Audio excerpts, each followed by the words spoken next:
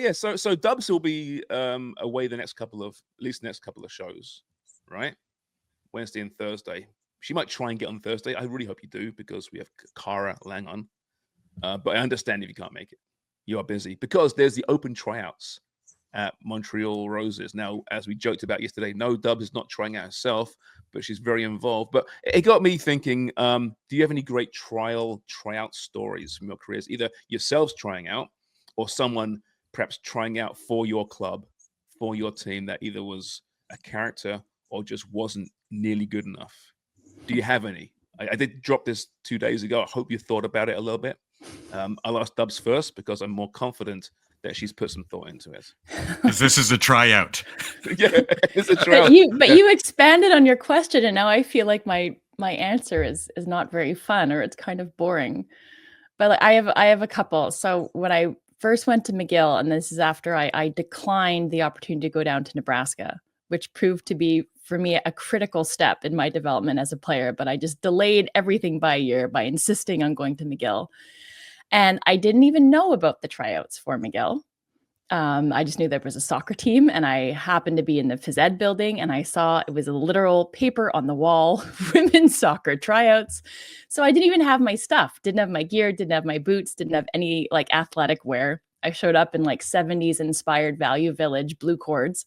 And I actually watched the first practice and was then horrified, because I think out of maybe 30 women who showed up, I would say probably a third of them had never played high-level soccer before. And it was like in real time unfolding before my eyes, like, what have I done? Like not wanting to seem like holier than thou, or like I'm above everybody else. But I was just coming off my first ever Canadian national team camp on a high, hoping to kind of continue on that path, and then slapped in the face with the reality that this was not going to be the place to do that. No recruitment, Dubs? No recruitment? Zero recruitment. They didn't know you were coming off the camp? No, and Sylvie Beliveau was the coach, who was the first ever women's national team coach to take the women's national team to the World Cup in 1995. The team existed before that, but a pioneer in women's football in Quebec and in Canada. So I was excited, and I'd spoken to Sylvie, but like just kind of informally. There was no formal recruitment process. And it was just kind of whoever showed up. I'm not saying he made the team, but it was not good in terms of a level, not what I needed at the time. Where were you playing prior to McGill? Like when you got your call up, where were you playing? In various clubs. And I was playing for Brossard at the time, so South Shore Club. That was quite good, like a AAA club, which is the highest level you could play at the time. And then in CEGEP. So in Quebec, you have the 2 years post grade 11 graduation from secondary school. And then you have CEGEP, which is kind of a midway, like a halfway between high school and university. And you got the international call up from that experience. I mean, that says everything. Not to criticize or, make fun of those clubs and those teams and that setup, but it's a tons of change is my point, right?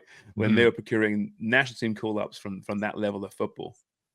And then you go to McGill in your Value Village blue cords, which I love, by the way. I love those cords. They were so good. You're comfortable. And the way they make a noise when your thighs rub. No, I was too skinny. My thighs didn't rub. Yeah. Like 115 pounds, the same height I am now. Yeah, sorry. I was a rail. You must have been chomping a bit though. when you got in, when you did get your boots on, and you got in that tryout amidst those players, you must have been just salivating though, saying, "I'm going to put on some fucking show right now." Yeah, a little bit. And I did. I'm playing number 10. I'm playing a 10 today, I think. No, basically. What are the numbers, Dubs, for the open trial? Do you know? Like how many are trying out? We have, and it's not open, I should say, like not to correct Sharms, but there was like a vetting process where I know I'm on a roll today. Two correct Sharms. I'm two correct Sharms. I've done Let's go job in this podcast. You're like the fact checking of Sharms. Pronouncing checking. Sharms? Yeah. Sorry. I think we're up about 110 athletes who are committed, who are registered and going to be showing up over the course, actually Wednesday and Thursday. So there are 4 groups of players. And then Friday will be kind of players who kind of make the cut, as it were, will be brought back from those 2 days to like a final group. And then we'll see from there if any players kind of make the grade, but they have to have either played a university or a semi-pro or some sort of professional level. Does CEGEP count? That's a good question. Like if they just played CEGEP, I don't believe so. Only because there's also invitations, right? So like I this is see. like the kind of the generic form that you Pamela Wong would have signed up to hopefully Danielle Wong. That would have been the easier route, yes. Yeah. To show up for the Roses tryout. And if you just played CEGEP, then I don't think you would have made the grade. But if I'd seen you play and I was impressed, then maybe I would have reached out to you. Sorry, where did you play? What's your shout out? What's your CEGEP shout out? Where'd you play? Champlain College, St. Lambert. Oh. Cavaliers. Mm-hmm. Right. Okay. Go Cavs. Go Cavs. Craig, any trials stories? Well, I mean, I went over to Ipswich on a trial. Never been so nervous in my life, or homesick for that matter. You were 16. You how old? 16? 16, yeah. Give you a hug, Craiger. Yeah, thanks. Did your parents go with you, or was it just by yourself? No, I went by myself. So they didn't even pick me up in the airport. I had to make my way over to Liverpool Street from Heathrow, and some English guy told me the wrong way on the subway. So I was going the wrong way. I figured he thought I was American. Thought, yeah, kid, go that way. Norwich fan. And yeah, and I'm looking at the subway stations. I'm getting further away from Liverpool Street. What a prick. English are pricks, aren't they? Yeah, this is a good start. Then I get all the way to Ipswich, and I went straight to Mrs. Bond's, my landlady's place. That's where I was for a couple of years. So you're not going to trying out, and just the whole trying to deal with the dressing room and the banter and just the new culture, and yeah, it was not easy. But you have to stick with it. But when okay, so you're nervous, you're a kid, you have all these new cultural experiences, the room, but when you step on the pitch and put your gloves on, was a switch hit? Did you feel more at home in that environment, or was it still difficult? Well, it is a long time ago, but yeah, it's no, you hope it did, but I made a lot of mistakes for sure. But that's why we go over there when you're as young as possible. 16 was young back in the day. We've seen players move over there a lot younger, 12, 11 these days. But yeah, at 16, and the world was a lot bigger back then. I mean, not like now where you can get on social media or you can get on Zoom and, FaceTime and keep in contact with your friends and family. You're pretty much cut off. So yeah, I often think that if I came from a family of money, that I might have bailed. Really? I might have bailed. But the fact is that I didn't, and I had to carve out my own career, and I absolutely. That's interesting. That's really interesting, Craig, because you had no options, right? Like you were either going to float or sink, and that was it. Yeah, and I didn't particularly like school. And all of a sudden, you're over in England, and you're able to pick up the odd girl too. So it was awesome. Couldn't pull a muscle in high school. Just helped though when you were going out to the nightclubs with your jersey on. And gloves. That's a bit weird. I'm 6'7". Yeah. How soon were you integrated into the first team setup, Craig, when you first got there? Oh, probably it was a year and a half. Was it? And then you're looking across the room and you're seeing don't know who the number one goalkeeper was then. Who was it? Paul Cooper. Paul Cooper?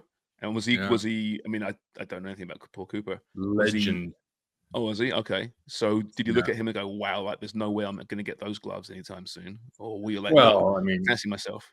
Yeah, that was looking way too far ahead down the line. But I remember Steve McCall, who was another Ipswich legend player, that sitting in the dressing room, and I was actually sitting. It was a day before the trial started, and there was just the two of us in the dressing room, and I was sitting underneath the squad number 16, which was Paul Cooper's squad number, for training purposes and all the jerseys and whatever. And he said, well, if you end up ever sitting underneath that number in the future, have done all right, kid. So a few years later, I guess probably 2-3 years later, I was sitting underneath that, and absolute respect for the previous goalkeepers in the past, and the Baileys and the Coopers and the players and the goalkeepers that have played for Ipswich Town. Absolutely total respect. Gary Bailey, right? That's right. Gary Bailey. No, Gary Bailey's father, Roy Bailey.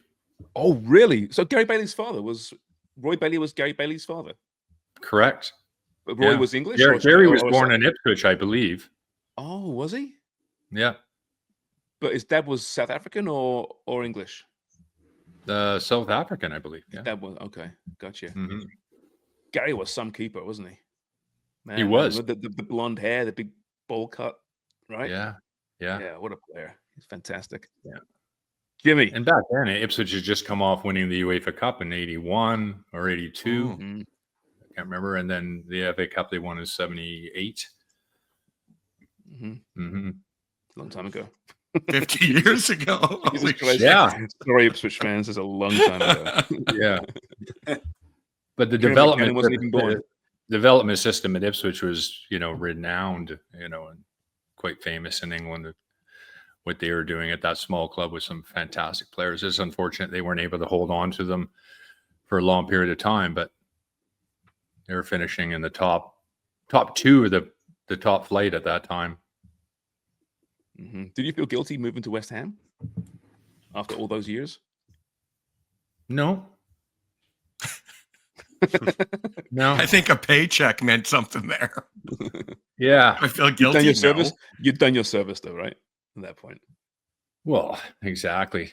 They didn't pay a bean for me and got 13 years out of me. Yeah, it's pretty decent. Got it. It feels like Footy Prime.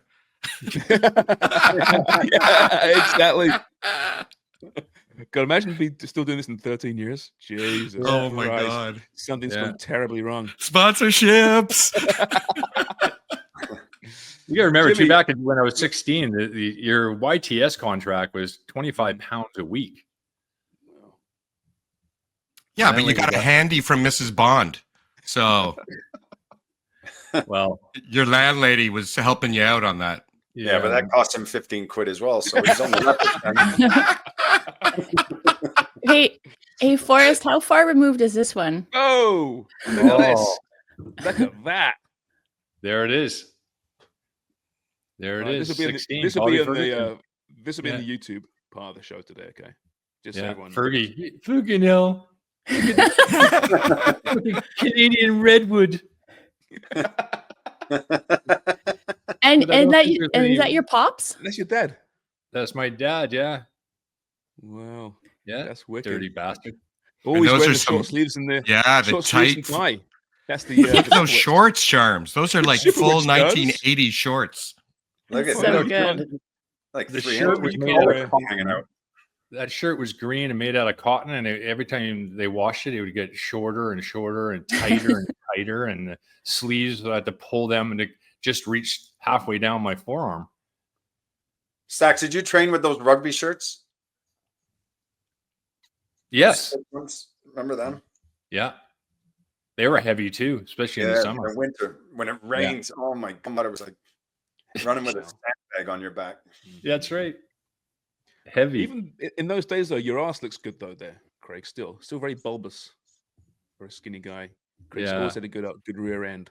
Yeah, that's one of my highlights. I'd like to see you in those shorts again. Can we make that happen?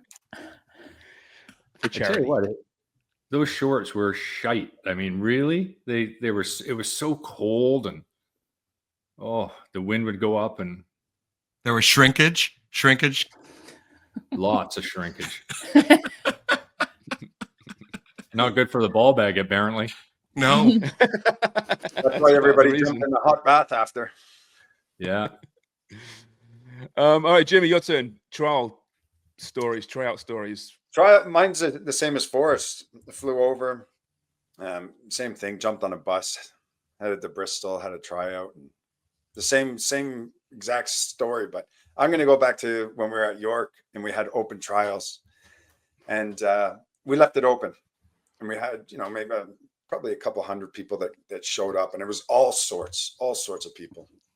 And I'll tell you two stories which made me laugh. One guy came for this trial, and he was full of piss and vinegar. He was all ready for this big trial, and I'm looking at him. I'm like, something's not right here. And I'm looking at the sheet, looking at his name. The guy was like 44 years old. I'm like, what are you doing here? He goes, oh, I'm ready. Like, I'm ready to play. I was like, okay. I said, is that right? Your age? You're 44? Yeah, but I can compete. I can compete with these guys. Okay, so anyways, training starts. We get these games going. He's playing. And after the first half of the day, we released a lot of players. So I release them. I'm like, I'm sorry, guys. If I don't call your number, then you got to move on.